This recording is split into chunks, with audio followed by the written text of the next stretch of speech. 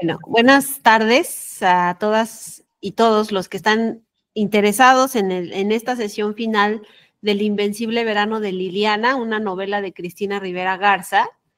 Y el día de hoy vamos a comentar pues ya nuestras impresiones finales sobre esta novela.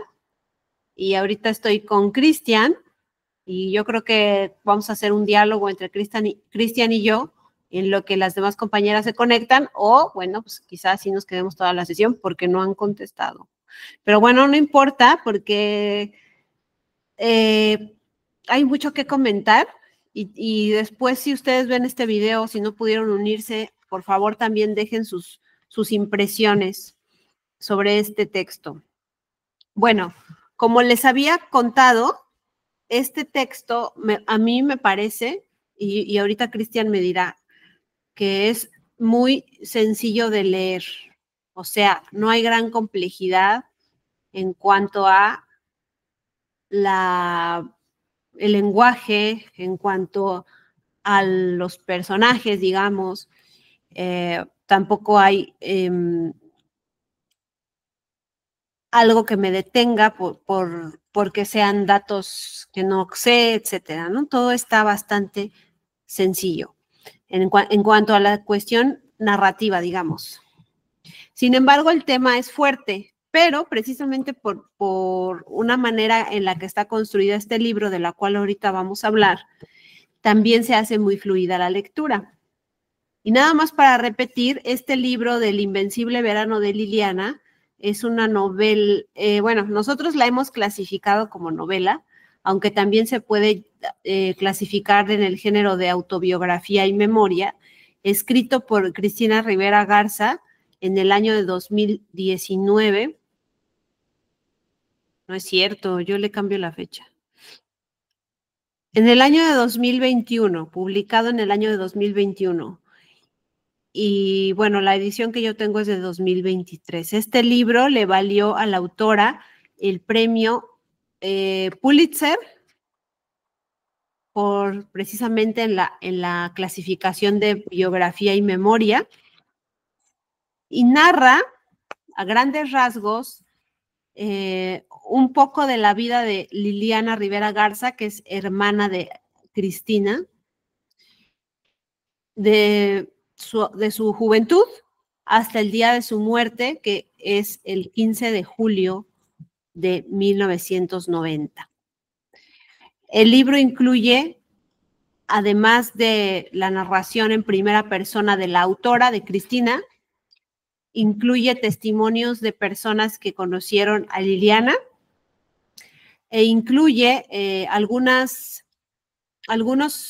notas periodísticas sobre el suceso del feminicidio de su hermana y fragmentos de cartas, diarios y anotaciones de Liliana Rivera Garza que la autora se encontró en los documentos privados de su hermana Liliana.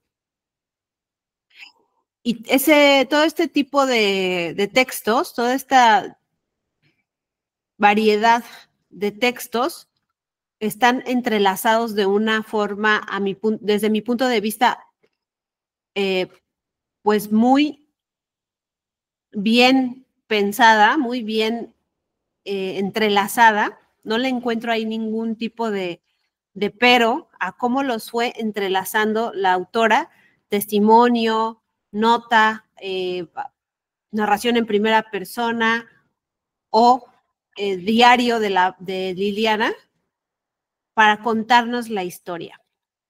Ajá. Y bueno, repito, este libro, su principal objetivo es hablar del feminicidio del que es víctima Liliana Rivera Garza, en manos de una de las personas más cercanas a ella, que en este caso es una pareja de ella, que al parecer en el momento que pues la última ya es su expareja. Y bueno, desde mi punto de vista también este libro, además de ser testimonio de la vida de Liliana Rivera Garza, también es testimonio de todas esas que ahora les llamamos red flags, todas esas pistas, todas esas señales de la violencia en la pareja y sobre todo en la pareja de noviazgo, ¿no? Porque no es un tema tan hablado, tan visto por por el común de la sociedad. Cuando se habla de violencia en la pareja, se piensa a veces que es en la pareja que ya viven juntos y que son marido y mujer o que están en concubinato, pero que ya comparten un mismo espacio.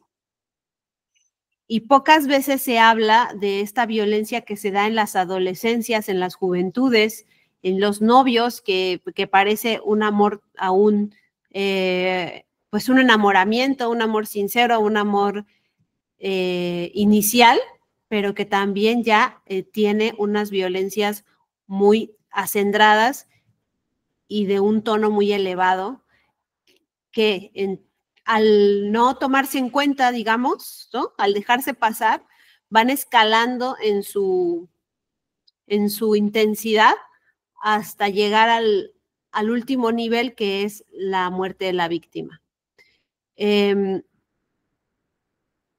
Y sobre todo en el contexto que ocurrió este feminicidio, que es el año de 1990, cuando todavía no se hablaba para nada de forma pública del tema de la violencia en la pareja y sobre todo de la violencia en el noviazgo juvenil. Entonces, definitivamente es un libro, la verdad es que la palabra, digamos, interesante, la palabra bueno, o sea, todos los adjetivos con los que podamos clasificar o calificar a una novela o a un libro, pues no son propios porque no estamos hablando de una situación ficticia, es un caso real lo que aquí nos cuentan. Entonces, suena un poco absurdo llamarla una buena novela o un buen texto, ¿no? Pero es importante acercarse a él, eso sí podría yo decir, que es importante acercarse a este texto, conocerlo, revisarlo como objeto testimonial y digamos como objeto literario también por la manera en que está construido. Entonces, ahorita vamos a platicar, Cristian y yo, sobre lo que hayamos descubierto. Para empezar, me quiero preguntarte, Cristian, si tienes algún comentario general y ya después vamos a lo particular. ¿Quieres comentar algo? Sí, bueno, a grandes rasgos, como usted lo mencionó, es un texto que se puede circunscribir en el género de la novela, pero me parece que obviamente trasciende las fronteras de la novela con mucha facilidad. O sea, estamos viendo una novela y sobre todo porque de eso ha recibido sus premios literarios principalmente. Hablamos de una novela, de premios literarios por ser una novela, pero una vez que uno lo va leyendo se da cuenta de que esa misma facilidad con que uno puede leer el texto de Rivera Garza permite darse cuenta que trasciende las fronteras de la novela. En muchos casos puede parecer una novela testimonial, pero también se convierte en algún momento, da un giro documental, pero regresa también a la parte más íntima de la experiencia de la propia Rivera Garza y lo vuelve una experiencia tanto personal como colectiva. Entonces, yo diría a grandes rasgos que se encuentra circunscrito en esto que ahora llamamos como literatura de frontera. Esta literatura que de repente uno no puede clasificar con la misma facilidad que otras obras literarias, porque obviamente está trascendiendo fronteras, yendo y regresando. Esa sería como mi primera impresión general, que es una obra de una literatura de frontera. Perfecto, excelente.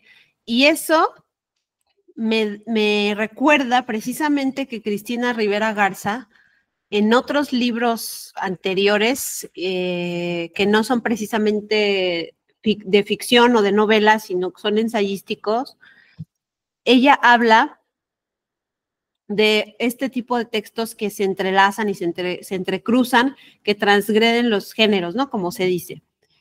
Y bueno, como no me sé exactamente el título de los libros donde ella habla de este tema, pero lo voy a buscar y les voy a comentar, ¿no? Creo que es un tema que ella ya había trabajado teóricamente primero y después también literariamente en otros textos. Este tipo de textos que entremezclan la ficción con el testimonio, con el ensayo, con el documental, como tú dices, ¿no? De hecho, ella en algunos momentos del texto nos habla de que tiene otro libro. No es cierto, no lo menciona como libro, pero sí menciona mucho que su familia se dedicaba a la siembra de algodón, ¿verdad? Eso sí lo menciona. Y tiene un libro que se titula Autobiografía de algodón. Si ustedes lo quieren revisar como para ver esa parte biográfica. Y es ahí donde nos cuenta del pasado de su familia, etcétera. Y recurre un poco al mismo método de acá, que es ir a investigar a los lugares reales donde se originan su familia, sus ancestros, y de ahí ella empieza a narrar una historia con lo que encuentra de forma documental y también incluye parte ficcional, ¿no? Digamos, ensayo ficcional, yo lo puedo llamar así. Y ese otro libro de autobiografía de algodón también me recuerda a otro libro de ella misma, que es en el que habla de Juan Rulfo, que se llama Había mucha niebla o humo o no sé qué, donde su objetivo es contarnos un poco de la vida de Juan Rulfo. Ella es muy lectora de Juan Rulfo, lo admira, etcétera, y entonces decide hacer una biografía de Juan Rulfo. Pero ¿cómo es su investigación biográfica? Yendo a los lugares de donde proceden las historias de Juan Rulfo. Entonces va a los pueblos de Guadalajara que se mencionan en los cuentos y a otros lugares donde Juan Rulfo trabajó como funcionario público. Y ahí recopila algunos testimonios, también hace recopilación documental y también hace una especie de ensayo que yo le puedo llamar como ensayo ficcional, ¿no? Porque es o ensayo especulativo, pero especulativo es más como hacia la ciencia ficción, ¿no? Entonces, por eso no es no quiero llamarle especulativo, pero es un ensayo ficcional en el que ella también empieza a insertar elementos como líricos, narrativos de ficción, sobre cosas que ella piensa, hipótesis que ella tiene de lectura de los textos de Juan Rulfo y de la propia vida de Juan Rulfo, ¿no? Sueños, etcétera. Entonces es en efecto un texto que si uno, si te lo venden, digamos, como ensayo, ¿no? Dicen, el ensayo sobre la vida de Juan Rulfo. Y uno va con el pensamiento, voy a leer un ensayo de la vida de Juan Rulfo, y después lo lees y te topas con una sorpresa, ¿no? Que es también muy poético o que es onírico o que es ficcional. Entonces, este cruce de géneros ya lo había trabajado la autora antes y desde mi humilde punto de vista como lectora, siento que aquí alcanza su clímax, ¿verdad? Quizá tenga otro clímax después, pero bueno, de todos los libros que le he leído, creo que este es el que alcanza su clímax en este entrecruce de géneros, porque es donde lo lleva a cabo de una manera formidable. Y en efecto, en este cruce de géneros, quisiera yo hablar de dos géneros o dos subgéneros de la novela de los que se valió la autora para poder hacer este texto. A ver, ¿tú qué opinas, Cristian, ahorita que los mencione? Yo les había comentado que la autora aprovecha unas coyunturas para poder hablar de este tema, que es obviamente el feminismo y las marchas feministas, etcétera, ¿no? Y también fíjense que no lo había pensado sino hasta el final del texto, cuando ya se habla mucho sobre la situación en la que se encuentra el cuerpo de su hermana, que es una historia sobre sobre el feminicidio de una universitaria. Eso es muy importante porque Muchas veces en los casos de feminicidio, pues se sabe que bueno, obviamente las víctimas son mujeres. Ajá. Pero en el caso de una universitaria, llama mucho la atención un feminicidio porque se supone que no se piensa per se que que una universitaria esté en peligro, ¿verdad? Porque se piensa que la escuela es un lugar seguro y que ir a la universidad pues es un lugar seguro, ¿no? Y resulta que en los círculos de las universitarias también hay peligro, como en el caso de Liliana, y que también pueden ser víctimas de feminicidio. Entonces, el otro caso que surge como coyuntura y del que la autora aprovecha para poder hablar de la historia de su hermana es el de Lesbi. ¿Se acuerdan? Este caso fue muy sonado. Ajá. Lesbi Berlín Osorio, que también fue una chica que fue víctima de feminicidio en el año 2017. Entonces, digamos que como que ese hecho de Lesbi y la lucha que hizo su mamá para poder esclarecer el crimen del que fue víctima Lesbi, también a ella le trajo como la oportunidad de hablar sobre este tema del feminicidio de su hermana. Entonces, ese es el otro punto que ella esperó, digamos, para poder hablar de este tema 30 años después. Bueno, ahora sí voy a los géneros. ¿Por qué este texto es tan atrayente que uno necesita saber todos los detalles sobre lo que pasó? Porque la autora utiliza o se vale de las herramientas de la novela negra y de lo que ahora conocemos también como el true crime, ¿verdad? La novela negra es un subgénero de la novela que también a su vez es un subgénero de la novela policíaca, o policial, como le quieran llamar. La novela policial o policíaca la inaugura Edgar Allan Poe, donde nos habla de un crimen y al inicio nos dice el crimen, ¿no? Mataron a alguien. Y toda la novela se trata de resolver el crimen, ¿no? ¿Quién fue? ¿Quién lo mató? Esa es la novela policial. Y en la novela policial, los protagonistas, digamos, pues son los elementos de la policía, por eso se llama novela policial, los detectives, los policías, los investigadores, etcétera. Y eso ha ido evolucionando, esa narrativa policial, y después viene el subgénero de la novela negra. Y las características de la novela negra las voy a leer y ustedes me dicen, Cristian ahorita me dice, si sí o no se aplican al caso del Invencible Verano de Liliana. Característica número 1, presentar un crimen y su resolución, pero dar más importancia a la descripción de personajes y ambientes que a las pistas.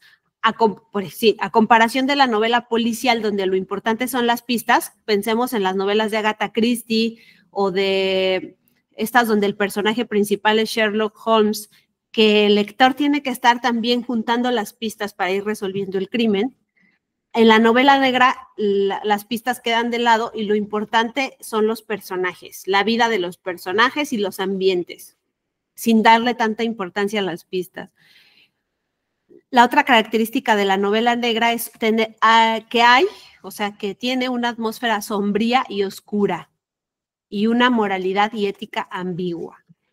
Y esto también se observa aquí en la novela de Cristina Rivera Garza, ¿no? O sea, elige, porque la autora tenía una gran cantidad de material para hablar del tema, pero eligió aquellas secciones o aquellos textos y aquellos testimonios donde los ambientes que se generan son como de incertidumbre, como de duda, de poca claridad en las cuestiones de la vida de los personajes.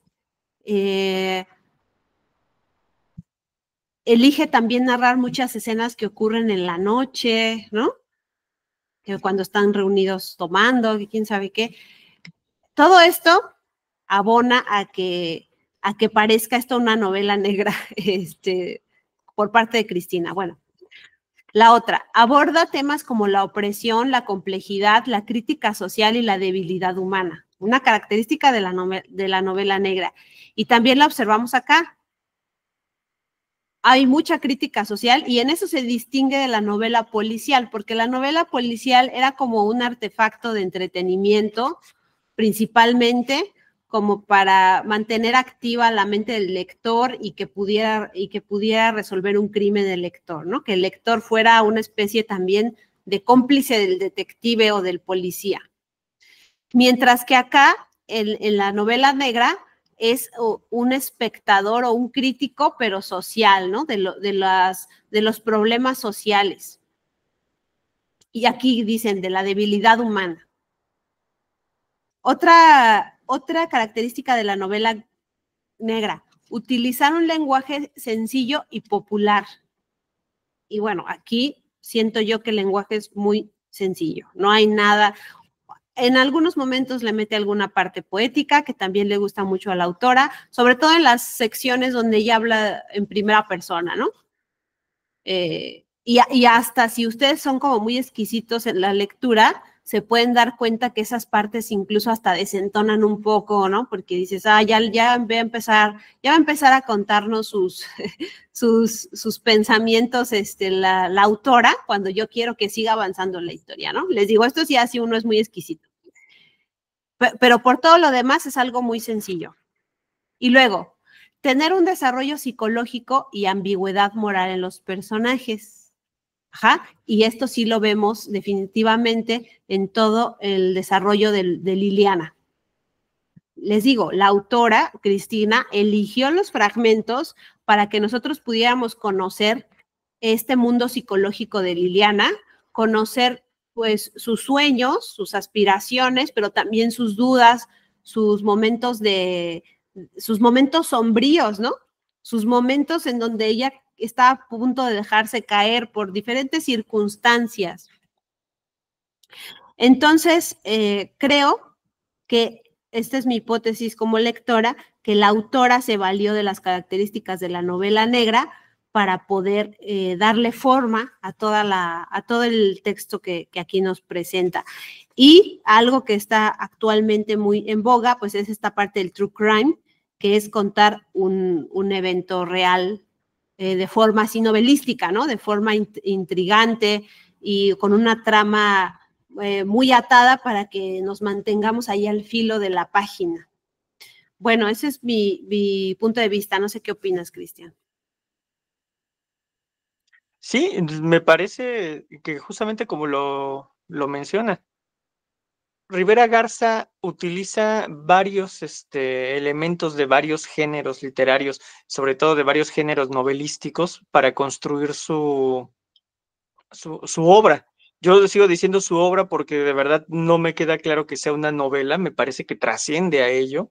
Es la clasificación que se le da porque es la clasificación académica que tenemos como a la mano para poder circunscribirla, para poder reducirla y poder analizarla. Pero sí, todos estos elementos que usted mencionó de la novela negra se encuentran perfectamente esclarecidos en la obra. Durante todo el Invencible Verano de Liliana, me parece que las características de la moral decadente, la construcción de un escenario físico decadente, como es en este caso la Ciudad de México, los personajes, de hecho, la construcción del personaje de la víctima a través de los ojos de Cristina Rivera Garza, a través de su hermana, son exquisitos. Utilizar tanto el testimonio personal como la construcción de la propia voz de Liliana a través de sus cartas, a través de la correspondencia que tenía con amigas, que tenía con familiares, va construyendo más a fondo la imagen de la propia Liliana. Y sí, esta parte de True Crimen me parece a mí muy, muy explícito. Yo veo el True Crimen como un hijo, un heredero directo de la no ficción. Inmediatamente cuando yo iba viendo, o más bien cuando iba leyendo desde el inicio de la obra, que Cristina Rivera Garza se apersona en el Ministerio Público, empieza a solicitar los archivos, los expedientes de 30 años atrás y se vuelve todo un viacrucis burocrático para poder conseguir simplemente los expedientes. A mí me hizo recordar inmediatamente a Sangre Fría de Truman Capote, la no ficción inmediata, estar utilizando todos estos recursos retóricos en una novela o en una obra de ficción, pero que a la vez es de no ficción porque prácticamente los hechos relatados son verídicos. Digo, aquí habría que diferenciar en que obviamente los hechos que relata, los testimonios, todas las evidencias, incluso testimoniales de las cartas de las personas, son verídicas. La verdad ya la construye ella de una manera más artificial porque ella decide como autora de la obra qué poner y en qué momento.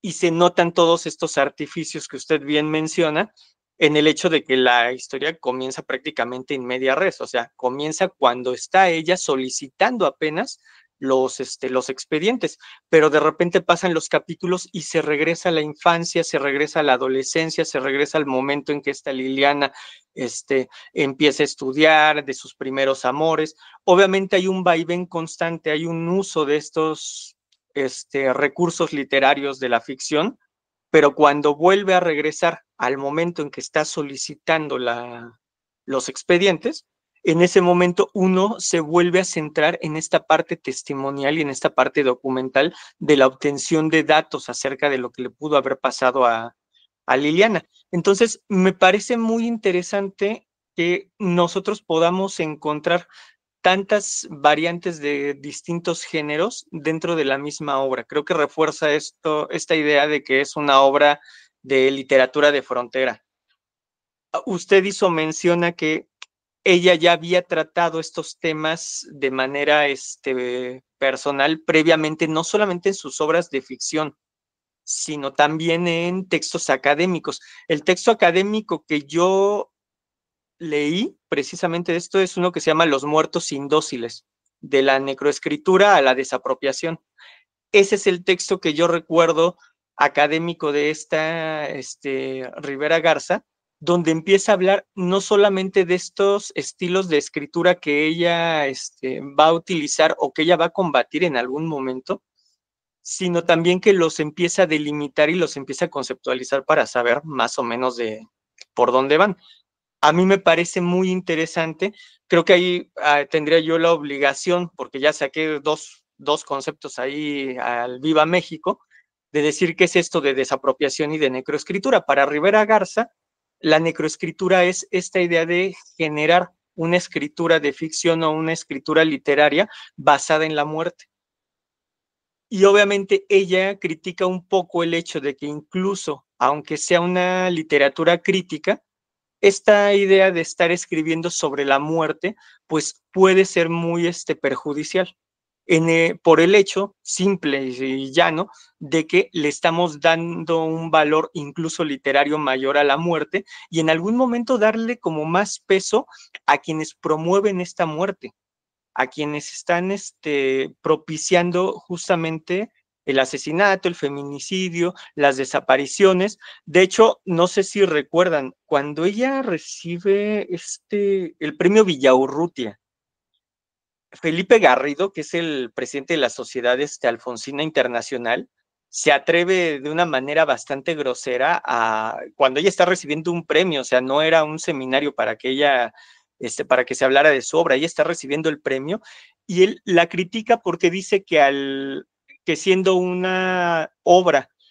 policíaca, se le diera tan poco peso al asesino en la obra, que casi no se hablara de él. Y Rivera Garza me parece que le responde de manera muy determinante y muy inteligente, diciéndole que ese no era el objetivo de la obra.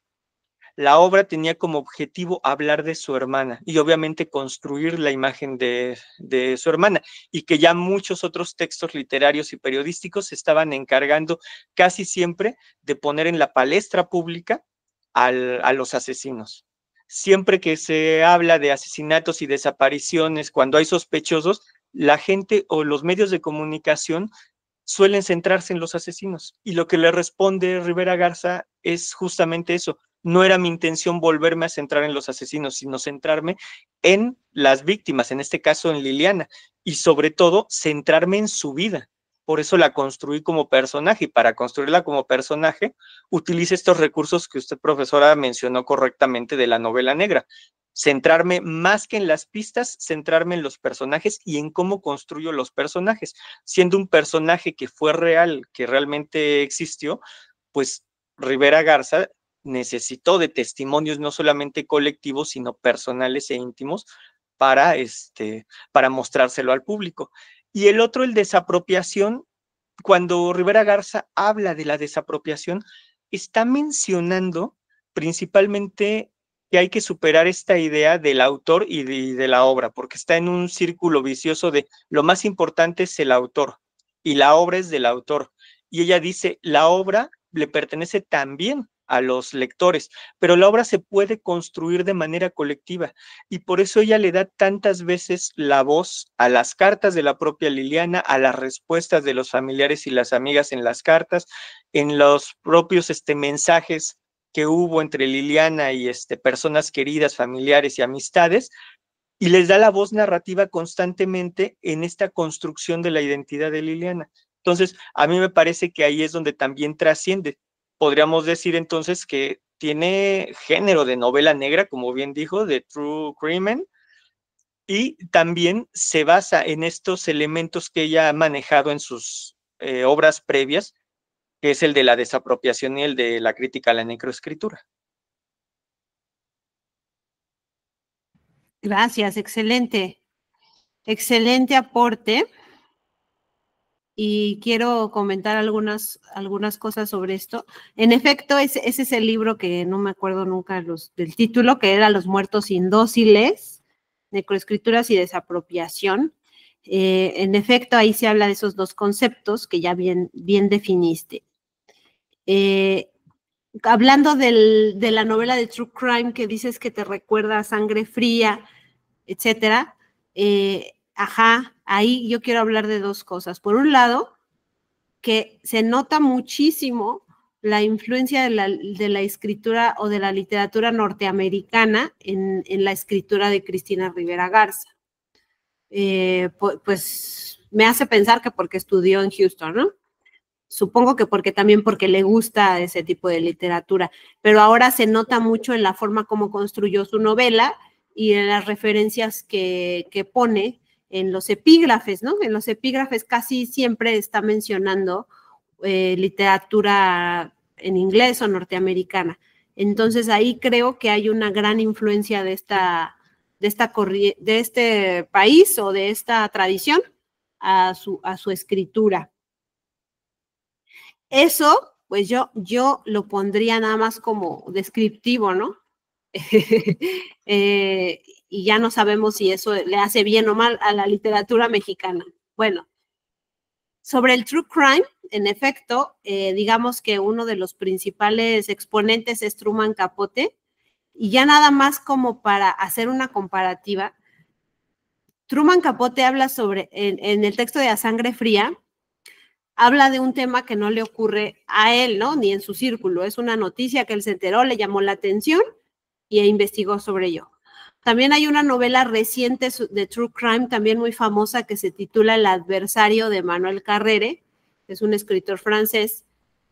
Y también ahí es una noticia que leyó, ocurrió en su país o cerca de donde él es, e investigó y escribió una novela. Y por otro lado tenemos a Cristina Rivera Garza escribiendo sobre este tema, que es muy personal y ocurrió dentro de su familia, ¿no? Entonces ahí la diferencia entre estas novelas y la de Cristina, pues es que estas novelas, tan solo A Sangre Fría, El adversario, son como títulos muy ¿cómo le podemos decir? Muy amarillistas, ¿no? muy precisamente de la nota roja, de donde se alimentan mucho estas novelas de true crime, como también la misma novela de Cristina. Sin embargo, la mirada sí se nota cuando uno está en esas novelas, se nota que es una mirada alejada, ¿no? Que el autor intenta encontrar todos los elementos para narrar lo mejor posible la historia, pero que nunca logra como meterse de lleno en ese mundo. Aunque después, para ambos autores, para Truman Capote y para Emmanuel Carrere, aunque no lo hayan admitido, digamos, en el momento, posteriormente estas novelas les causaron una especie de estrés postraumático a los dos, porque precisamente no es nada grato estarse metiendo en investigar un crimen, entrevistar a los perpetradores, etcétera. Y esa es otra cosa muy importante. Esas dos novelas le dan un gran peso al victimario, al perpetrador. Se van a entrevistar con él, cuentan su vida, su infancia, casi como queriendo contar sus razones por las que cometieron tal crimen. Y en cambio la novela de Liliana es como del otro lado, ¿no? Es del lado de la víctima, la vida que intenta reconstruir es la de la víctima, y ahí sí hay una total inmersión en el asunto porque es un asunto familiar. Entonces, por eso también hay ciertos momentos de la novela donde hay un exacerbado, digamos, intimismo, ¿no? En los que cuentan la historia, incluyendo a la narradora en primera persona. O sea, a Cristina, no a Liliana, ¿no? Pues de Liliana solo tenemos su testimonio de sus cuadernos. Entonces, esa es la diferencia fundamental entre esas novelas de true crime y esta. Pero como bien dices, Cristian, no se puede terminar de decir, esta novela es true crime, esta novela es novela negra, porque ni siquiera podemos terminar de decir que esto sea una novela. La otra cosa que quería mencionar es también lo que dijiste sobre Felipe Garrido se llama, ¿verdad? Este sujeto. Felipe Garrido. Este escritor que para mí ya termina siendo solo sujeto, que hay una tradición, tristemente, una tradición como literaria, que también más bien es una tradición en la vida real que se traduce en una tradición literaria, que es que la única mujer buena es la mujer muerta, ¿no? Y digo, ¿por qué se traduce? ¿Por qué es una tradición literaria? Porque pensemos en grandes obras literarias o de la cultura audiovisual. Y casi todas estas historias policíacas o de crimen o incluso historias épicas que empiezan con el asesinato o con una mujer que está muerta, aunque no sea por asesinato, esa mujer es la mujer buena. Ajá. Entonces aquí creo que se ve eso, ¿no? Esta parte. Esta mujer de la que se está narrando su vida es como la motivación para los otros personajes para hacer cosas. Ajá. Entonces, y esta mujer es como una mujer idealizada. Creo que este es otro tópico literario del que no puede escapar esta novela. Es una mujer idealizada y que como ya está muerta, facilita el movimiento de los otros personajes, ¿no? Como que es su musa inspiradora por su asesinato. Lo estoy diciendo de una manera muy quizá hasta cruel, pero es que es un tópico literario. Voy a poner otros ejemplos. Hay un ejemplo que lo voy a ver al revés. Ajá. Cuando las mujeres toman acción en una narración, son malas. Ejemplo, en esta serie muy famosa de Game of Thrones, ajá, había dos mujeres que eran muy importantes en el peso narrativo, ajá, que son Daenerys Targaryen y la de los Lannister, ¿no? Cersei. Cersei Lannister. Bueno, mientras estuvieron vivas y ellas querían como hacer cosas, se estaban convirtiendo en monstruos las dos, ¿no? Por un lado Daenerys y por otro lado Cersei. Y la única manera de poder apaciguarlas o de que no causen esta inseguridad en los hombres es matándolas, ¿no? Y de hecho las dos terminan muertas en esa narrativa. Entonces les digo, parece ser que la única forma de que una mujer sea buena es muerta. Y piensen también en muchas, no en todas, en muchas historias de policíacas que empiezan cuando el crimen perpetrado es hacia una mujer. Twin Peaks, casi todas las temporadas de True Detective, y etcétera, o sea, por decir un montón, ¿no? Y obras literarias, pues también. Pienso, por ejemplo, en todas las novelas del romanticismo, donde igual nos cuentan la vida de una mujer que se enamora, etcétera, tiene pretendientes y al final se muere de tuberculosis, de una enfermedad, de tuberculosis, la dama de las camelias, Clemencia, entre otras, o de alguna enfermedad, Naná, o se envenena, Madame Bovary, o se suicida Ana Karenina, ¿no? Entonces les digo, parece que la única manera de aplacar a una mujer o de que sea buena es que esté muerta. Y este tópico literario, creo que también lo vemos acá. Entonces ahí yo creo que ni la autora misma pudo escapar, ¿no? De esa situación. Bueno, y en efecto, recordando las palabras de este sujeto, el punto de vista del agresor, ¿no? Que le preguntaba, ¿por qué no contaste el punto de vista del agresor? Pues no es necesario, ¿no? Porque yo ahora que la leo, digo, no es necesario que me lo cuentes, porque precisamente tengo tanta tradición de ese punto de vista que ya sé cuáles fueron sus causas y sus motivos. No necesita ninguna causa ni ningún motivo, es simplemente porque tiene un permiso social de hacer eso, ¿no? Y bueno, y ya para terminar mi comentario, y ya tú también, Cristian, si quieres aportar algún comentario final, ahorita te doy la palabra, pero el mío sería, en esta novela lo que yo le admiro es cómo la vida del autor puede ser materia de la literatura, ¿no? El autor puede tomar su propia vida, su propia experiencia para contar una historia y la puede tomar de forma radical, ¿no? Por ejemplo, aquí ustedes dirán, pero es que ella no está hablando de su vida, está hablando de la vida de su hermana. Y yo contesto, está hablando de su vida porque está hablando de la experiencia que ella atravesó también como hermana, que perdió una hermana y cómo ella a lo largo de estos años ha interpretado ese hecho. Nos dice que al principio le costaba trabajo, que incluso negaba a su hermana, pero bueno, 30 años después ahora lo está interpretando así, con esta acción de recopilar los documentos de su hermana y hablar de su vida, ¿no?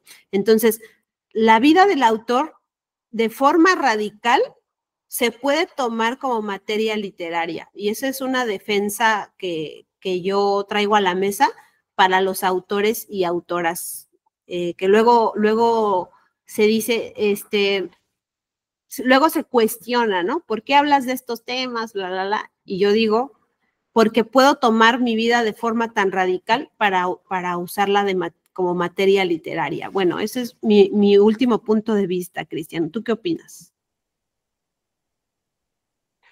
Retomo justamente lo que menciona de Juego de Tronos, porque a mí me parece que una de las estrategias de análisis literario que se puede hacer es emparejar personajes, sobre todo porque hay personajes que van a la par en su desarrollo y hay que ver cómo se manejan estos desarrollos. Menciona correctamente a esta Daenerys y a Cersei. justamente a Cersei la podríamos emparejar con su hermano, con el que tiene una relación incestuosa, que se me fue el nombre ahorita, no me acuerdo, bueno, no me acuerdo ahorita, y a esta Daenerys con Jon Snow. Curiosamente, pues tanto Daenerys como Jon están sufriendo cada uno por su lado los embates de la historia y de los sucesos que lo llevan a la culminación, pero la que termina enloqueciendo es Daenerys. Y Jon Snow, a pesar de que es asesinado por sus compañeros, a pesar de que sufre una cantidad de derrotas, de pérdidas y todo, se mantiene incólume, impoluto. O sea, no hay ningún cambio en él. Es un personaje que mantiene su pureza en todo momento. Y justamente en lo que mencionaba, la mejor forma de representar al personaje femenino en este caso es una mujer que ambiciona el poder y que se mantiene en un camino hacia la locura y la muerte. El otro padece prácticamente lo mismo, pero incluso trasciende la muerte y al final mantiene su pureza. Y uno dice, bueno, ¿cómo por qué? Incluso creo que pudo haber sufrido hasta más avatares en su camino. En el caso de Cersei es todavía más, más latente. Ya me acordé, es Jamie Lannister. Este caso es hasta contraproducente porque Cersei Lannister obviamente es una mujer ambiciosa y apegada al poder desde el inicio y se mantiene así de principio a fin. Jamie Lannister en el inicio de la obra es igual a ella, pero se convierte en un personaje redondo que cambia a lo largo de la historia y al final se vuelve una buena persona. O sea, él sí tiene una redención, como porque él sí consigue una redención. Yo no estoy diciendo que esté mal construida, si ustedes se van dando cuenta de lo que pasa a lo largo de las temporadas, pues le van ocurriendo sucesos que le van permitiendo a él humanizarse. Pero también le pasan cosas a Cersei, pierde los hijos, no nada más a Joffrey, que es el peor de todos, sino a sus otros hijos que son buenas personas, pero ella nunca tiene esta posibilidad de humanizarse. En el caso de los otros dos, pues ambos sufren, Jon Snow y Daenerys, pero Daenerys cae en la locura y el otro siempre se mantiene cuerdo y noble. Entonces, al emparejar nos damos cuenta que el trato que se le da a ciertos personajes pues varía mucho a pesar de que las circunstancias pueden ser muy parecidas. Y sí, como usted menciona correctamente, es un canon de repente a la hora de construir personajes. Yo recuerdo ahorita que usted estaba recordando pues todos estos personajes femeninos que terminan locas o terminan muertas o terminan convirtiéndose en villanas. Pocos escenarios yo encuentro en donde no sea así. Tal vez el que ahorita me vino a la cabeza es El Mercader de Venecia de Shakespeare, porque obviamente Porcia es una mujer independiente que engaña a sus pretendientes para que no se tenga que casar, y al final ella es la que engaña a Sherlock, el judío maligno que está tratando ahí de quitarle una libra de carne al pobre protagonista, y la que logra engañarlo y salvarlo es Porcia. Contadísimos como Porcia en El Mercader de Venecia es lo que vamos a encontrar de personajes femeninos que puedan trascender sin que obviamente o las maten o las vuelvan locas o las vuelvan villanas. Y terminando ya con El Invencible Verano de Liliana, yo quisiera poner atención ya en un par de detalles. Disfruten mucho la obra quienes no la han leído, porque Rivera Garza tiene una calidad para poder constituir en textura y en materialidad todo el escenario de la Ciudad de México que ella está construyendo. Si se dan cuenta, cuando ella está hablando incluso de los expedientes que va a pedir, los da con una calidad y una cantidad de detalles que los vuelven materiales, los vuelven físicos para el lector. Te dice, le da el expediente en cartulina color negro, en una hoja áspera, o sea, está hablando de la textura y la materialidad de los materiales que tiene alrededor.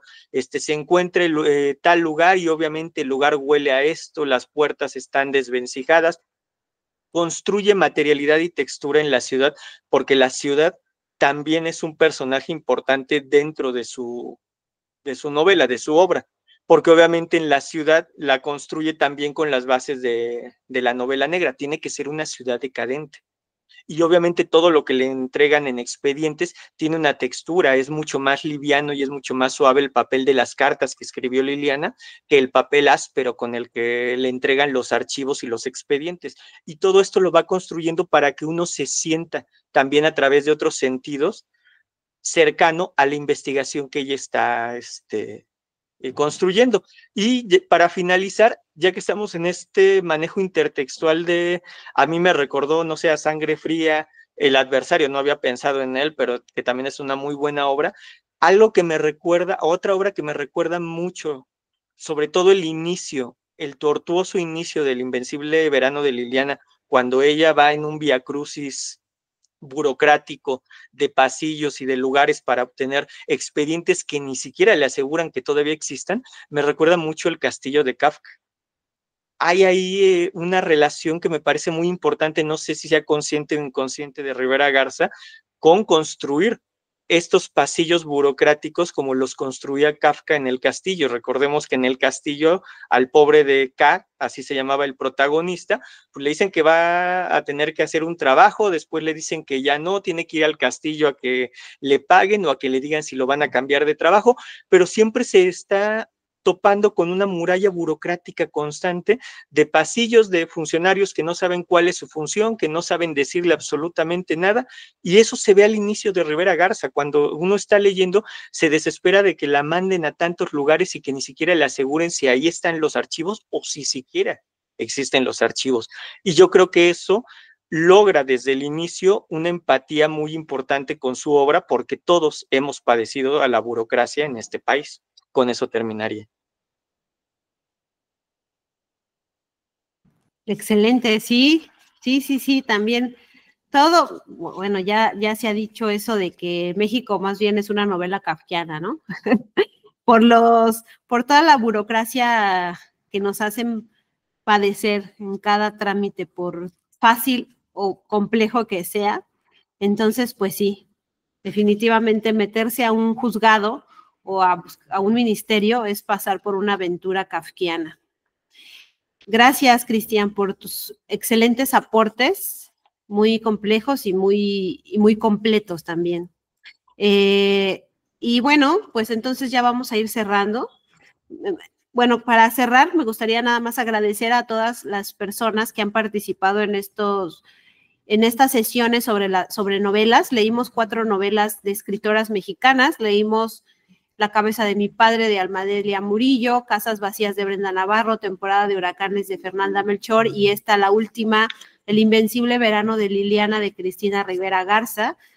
Novelas actuales, novelas muy importantes para la literatura mexicana y me atrevería a decir la literatura hispanoamericana, ¿no? Toda la literatura escrita en español creo que se alimenta y se enriquece con la presencia de estas 4 obras. Y bueno, esperamos el año siguiente también leer otras novelas. No sabemos bien si de autoras o de autores mezclados, ya veremos. Mientras, pues también a todos los que nos estén escuchando después en este video, por favor, pues únanse a nuestro reto, ya sea el reto lector o a la lectura del Quijote, que son los que ya vamos a tener establecidos para el año que entra. Y ya el siguiente año veremos si me da tiempo de convocar a otra lectura de novelas, porque se ha disfrutado mucho. ¿Tú qué opinas de esta dinámica, Cristian? No, es una dinámica necesaria, porque a veces estamos muy acostumbrados solamente a la lectura individual y la dispersión de las ideas y el rebote de ideas de otros enriquecen lo que nosotros habíamos visto y que tal vez no habíamos visto desde ángulos distintos o puntos ciegos que a nosotros se nos había pasado por alto. La lectura colectiva y sobre todo este tipo de conversatorios donde le agradezco también que me invitara, son muy importantes para eso, para poder enriquecer la experiencia estética del lector que a veces necesita de otras voces. Así es. Bueno, y entonces, Cristian, te agradezco a ti y a todas las personas que se han unido a esta comunidad de lectoras y lectores. Y bueno, nos vemos el siguiente año. Aprovecho para desearte y desearles a todos feliz Navidad. Y bueno, aprovecho de desearles feliz año nuevo, aunque yo creo que después también les mandaré otro mensaje de año nuevo. Bueno, gracias, Cristian, por tu presencia. Gracias Nos a vemos usted, pronto. profesor. Igualmente, feliz Navidad y feliz año. Gracias. Bye. Hasta luego.